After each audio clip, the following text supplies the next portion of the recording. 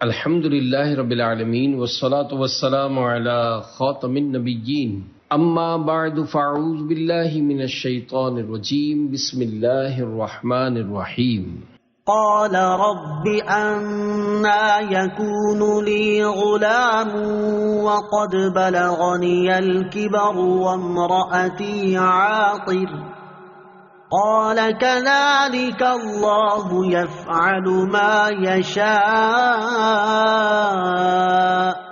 ترجمہ: عرض کی ہے میرے رب میرے ہاں لڑکا کیسے پیدا ہوگا حالانکہ مجھے بڑھاپا پہنچ چکا ہے اور میری بیوی بھی بانجھ ہے. اللہ نے فرمایا اللہ یوں ہی جو چاہتا ہے کرتا ہے. انا یکون لی غلام، میرے ہاں لڑکا کیسے پیدا ہوگا. حضرت زکریا علیہ الصلوۃ والسلام کو جب بیٹے کی بشارت دی گئی تو آپ علیہ الصلوۃ والسلام نے تعجب کے طور پر عرض کیا اے میرے رب عز و جل میرے ہاں لڑکا کیسے پیدا ہوگا حالانکہ میں بوڑھا ہو چکا ہوں اور میری بیوی بھی بانجھ ہے. اللہ عز و جل نے فرمایا اللہ یوں ہی جو چاہتا ہے کرتا ہے. اس وقت حضرت زکریا علیہ الصلوۃ والسلام کی عمر 120 سال کی ہو چکی تھی اور آپ کی زوجہ کی عمر 98 سال تھی. سوال سے مقصود یہ تھا کہ بیٹا کس طرح عطا ہوگا. آیا میری جوانی واپس لوٹائی جائے گی اور زوجہ کا بانجھ ہونا دور کیا جائے گا یا ہم دونوں اپنے حال پر رہیں گے. فرمایا گیا کہ بڑھاپے میں فرزند عطا کرنا اس کی قدرت سے کچھ بعید نہیں، لہٰذا اس بڑھاپے کی حالت میں فرزند ملے گا. قال رب اجعل لي آية قال آيتك ألا تكلم الناس 3 أيام إلا رمزا واذكر ربك كثيرا وسبح بالعشي والإبكار. ترجمہ: عرض کی ہے میرے رب میرے لیے کوئی نشانی مقرر فرما دے. اللہ نے فرمایا تیری نشانی یہ ہے کہ تم 3 دن تک لوگوں سے صرف اشارے سے بات چیت کر سکو گے اور اپنے رب کو کثرت سے یاد کرو اور صبح و شام اس کی تسبیح کرتے رہو. قال رب اجعل لی آیہ، عرض کی اے میرے رب میرے لیے کوئی نشانی مقرر فرما دے. حضرت زکریا علیہ الصلوۃ والسلام نے حمل ٹھہر جانے کی صورت میں علامت ظاہر ہونے کا عرض کیا تاکہ اس وقت اور زیادہ شکر و عبادت میں مصروف ہو جائیں. اللہ تعالیٰ نے فرمایا تیری نشانی یہ ہے کہ تم 3 دن تک لوگوں سے صرف اشارے سے بات چیت کر سکو گے.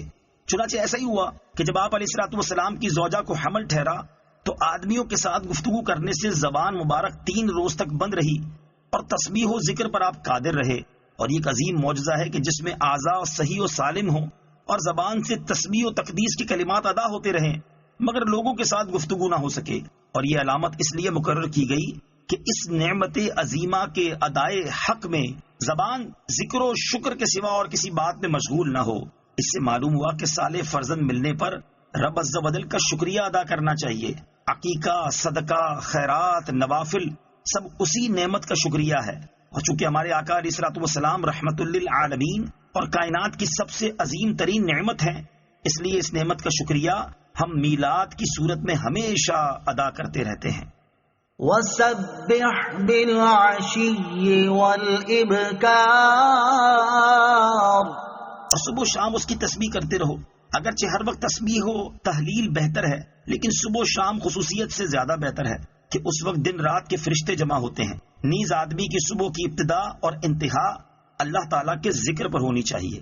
وَإِذْ قَالَتِ الْمَلَائِكَةُ يَا مَرْيَمُ إِنَّ اللَّهَ اصْطَفَاكِ وَطَهَّرَكِ وَاصْطَفَاكِ عَلَى نِسَاءِ الْعَالَمِينَ. ترجمہ: اور یاد کرو جب فرشتوں نے کہا اے مریم بے شک اللہ نے تمہیں چن لیا ہے اور تمہیں خوب پاکیزہ کر دیا ہے اور تمہیں سارے جہان کی عورتوں پر منتخب کر لیا ہے. ان اللہ اصطفاک، بے شک اللہ نے تمہیں چن لیا ہے. اس آیت میں حضرت مریم رضی اللہ تعالی عنہا کی شان کا بیان ہے. اللہ تعالیٰ نے انہیں بہت سے فضائل کے لیے منتخب فرما لیا. مثلا عورت ہونے کے باوجود بیت المقدس کی خدمت کے لیے انہیں نظر میں قبول فرما لیا، حالانکہ صرف مردوں کو ہی منتخب کیا جاتا تھا، لہٰذا یہ بات ان کے سوا کسی عورت کو میسر نہ ہوئی. آپ رضی اللہ تعالی عنہا کے لیے جنتی رزق بھیجا گیا. حضرت زکریا علیہ الصلوۃ والسلام کو ان کا کفیل بنایا گیا. نیز اللہ تعالیٰ کی طرف سے انہیں یہ فضیلتیں فرشتوں کی زبان سے سنائی گئیں.